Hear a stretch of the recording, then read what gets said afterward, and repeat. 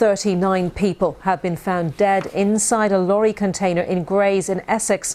Police say the vehicle had travelled from Bulgaria and entered the UK via Holyhead on Anglesey on Saturday. The bodies were discovered in the container at Waterglade Industrial Park in Grays in the early hours of this morning. 38 adults and one teenager were pronounced dead at the scene. A 25-year-old man from Northern Ireland has been arrested on suspicion of murder. Speaking at the start of Prime Minister's questions, Boris Johnson described it as an appalling tragedy. This is the latest tweet from Essex Police saying, we have set up a casualty bureau for people to call if they are concerned about relatives following the incident in Grays. Now, I guess we can take it from that this is an attempt to potentially identify those on board if perhaps they were hoping to join relatives already in the UK. Essex Police appealing potentially to any relatives here to get in touch with them. The Deputy Chief Constable of Essex Police made it clear in that brief statement to the media earlier that the police have not yet identified where these victims are from, nor their individual identities. Well, let's go now to my colleague Ben Brown, who's at the scene in Grays. Ben, what more can you tell us about this investigation? Well, it's a very intensive investigation, Anita. The Essex Police and, of course, the National Crime Agency have said that they're involved as well. You can see just behind me, behind that green screen that has been erected here at the Waterglade Industrial Park at Grays in Essex. You can see that police van just over there, and behind it is the lorry that was well, the police were alerted to it at about 1:40 this morning after a call from the ambulance service, and inside they found 39 bodies altogether. 38 of the victims, they say, were adults and one teenager. Now, the lorry, the vehicle, came from Bulgaria. We don't know whether the victims are of Bulgarian nationality, of what nationality they may be. That is still unknown.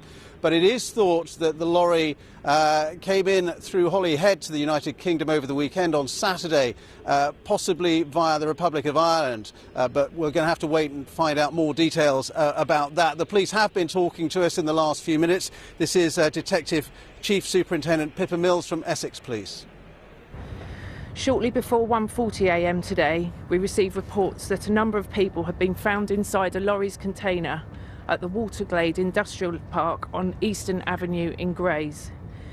We believe the lorry is from Bulgaria and came into the UK through Holyhead on the 19th of October. Emergency services attended, but sadly all 39 people inside the container had died. Early indications suggest that one of these people was a teenager, the rest are believed to be adults. A murder investigation was launched and the lorry driver, a 25-year-old man from Northern Ireland, was arrested on suspicion of murder and remains in police custody. At this stage, we have not identified where the victims are from or their identities, and we anticipate this could be a lengthy process. I would like to thank the local community and in particular those who have been directly affected by the police cordon at the industrial site. Thank you for your cooperation, and I appreciate the impact the road closure will have on businesses within the cordon. I'm unable to say at this stage how long the cordon will be in place, but please let me reassure you that my officers and partners will be doing everything they can to release the scene as soon as possible. This is an absolute tragedy and very sad day for Essex Police and the local community. We will continue to work alongside many other partner agencies to find out what led to these deaths. I'd like to appeal for anyone who has any information to contact my officers at the Major Investigation Team on 101 or by visiting our Essex Police website. We will update all of our channels as we're able to, but please appreciate we're in the early stages of what is likely to be a lengthy investigation. Well, that's the latest from Essex Police, not giving away too many details at the moment. We have had some political reaction, as you've heard, to this tragedy. The Prime Minister, Boris Johnson, saying he's appalled by this tragic incident and his thoughts are with the victims and their families, and the Home Secretary as well saying that Priti Patel, saying she's shocked and saddened as well, and again her thoughts with those affected by this. We are expecting a statement from her. Anita. And Ben, that latest tweet from Essex Police, I think underlining the fact that identifying these victims is their top priority. And I wonder perhaps in setting up a casualty bureau locally, are they thinking that those victims may have been trying to join relatives already here in the UK?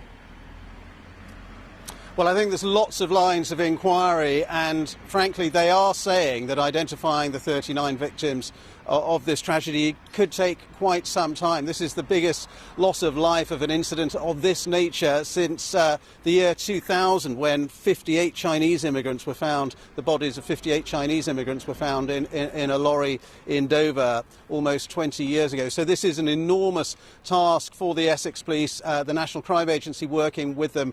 And we've seen Red Cross vans going in as well, Red Cross ambulances.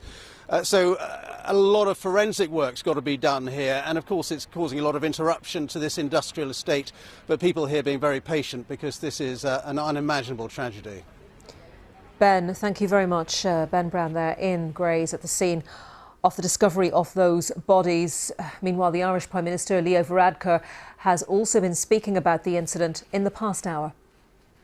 The information that we have so far this morning is very sketchy. But there are some reports that the truck may have passed through Ireland at some point. So obviously we're going to need to get more information and carry out any necessary investigations that may be required. But I think everyone's thoughts in this House this morning are with those who are dead, those who have passed on, and their families. It is a real terrible and human tragedy, and we'll carry out any investigations that are necessary if it's established that the truck did pass through Ireland. And let's talk now to Seamus Lehenny, who's the Northern Ireland Policy Manager for the Freight Transport Association. He joins me from our Belfast newsroom. Seamus, a really grim and tragic story to be talking about today. And you've been already commenting that if this lorry came from Bulgaria, as is believed, going into or getting into Britain via Holyhead is, you've said, an unorthodox route. Definitely, yes, because you're obviously driving past Calais or Zeebrugge, and to enter Holyhead, there's only one route into Holyhead, and that's from Dublin. So, if we're still in the early stages of this, and obviously don't want to speculate, but if the people got on board this vehicle in continental Europe and they travelled via Holyhead, it would suggest either they got on a boat in Antwerp, Cherbourg or Santander, because those are the direct ferry routes from continental Europe into the Republic of Ireland. So the logical conclusion would be, if that was the case, that they were trying to avoid areas where they felt the security checks may have been more stringent. You're in a good place to tell us about the level of security at these various ports. Yes, human trafficking gangs, they've targeted Calais, Dover route for numerous years now, so we're well aware. It's been well documented in the media. It's something members tell us routinely. There's an exclusion zone for many miles around the Calais port where hauliers simply won't park overnight for fear of stowaways getting on board vehicles. And that's simply just down to, the authorities, especially on Calais, have put in technology. There's scanners there to scan vehicles to see if there's people hidden in trailers. So obviously, on this level, which a scale we've not seen in 20 years, it's an industrial scale of human smuggling, where they've obviously tried to bypass that technology and that level of checks to take the longer route round to the UK. But these poor souls, that they could have got on somewhere other than Bulgaria. Indeed, and again, we don't know, did these people, did they get on board in France? Was it the Republic of Ireland? We simply don't know. We're speculating yet. But what I've just learned as well, this vehicle arrived into Holyhead on the 19th of October. So there's 2 days where before their bodies were found on board the vehicle as well. So that's quite worrying, and ultimately led to this tragic loss of life. Yes, and we don't know, because the police haven't said whether the lorry travelled directly from Holyhead to where it was discovered this morning, or whether it was in other places en route between those 2 points. Just tell us a little bit more, Seamus, if you would, about other methods for checking whether anyone has got on board a lorry. Generally, like for example in Calais, there are checks. There's physical inspections. There's sniffer dogs there, and in one example, lorries are directed into a shed as such, where the driver vacates the vehicle, and a scanner can pick up a heartbeat, as simple as that, in the back of a trailer. And it's at that level, that forensic detail of analysis of vehicles, that probably maybe has the people, the trafficking gangs may be looking for alternative routes. But with such a volume of freight traffic, presumably at these ports over the course of even a single day, presumably we're talking about just spot checks, not every vehicle. Yeah, indeed, it's spot checks and intelligence led. There's simply the sheer volume, of vehicles that are going through Dover Port every day. You just couldn't physically inspect every one of them. It's something our industry, we've been advising members now for several years of checks for drivers to carry out walk-around checks of their trailers before they board the ferries. There's so many things. We've had members down through the years, I've spoken to so many, have spent thousands of pounds repairing their trailers where criminal gangs have slashed holes in the roof of trailers to get people in, and then it doesn't look like, for someone inspecting a vehicle from the side, it doesn't look like that load's been tampered with. So it's been yeah. Even, sorry to interrupt, even that number of people, 39 people. Exactly, it's almost, it's an industrial scale of smuggling, and very reckless of these people as well, the people who put them on board this vehicle, because by looking at that trailer, it's a refrigerated trailer, so it's airtight. You're relying basically on the cooling unit to put air into that vehicle, but if there's a malfunction or something happens to that vehicle becomes a sealed unit, which will have catastrophic effects. So obviously in the realms of speculation, but just to dig into that idea a little bit more, because there were 39 people on board, do you think that suggests it's more likely that they got on in an organised fashion at a particular location, as opposed to being put onto the lorry in a faster, more scrambled way, if you like, when the opportunity presented itself at some point on that route between Bulgaria and the UK? Yeah, look, early stages, it certainly looks like it's organised. Sometimes when migrants get on vehicles and they're not noticed by drivers, you're talking maybe 1, 2 or 3, where they maybe hide underneath the axle space, or they slash curtain sides or in through the roof. There's different ways, but for 39 people to get on board a vehicle unnoticed, it simply wouldn't happen in a port. It has to be something that happens in a controlled fashion.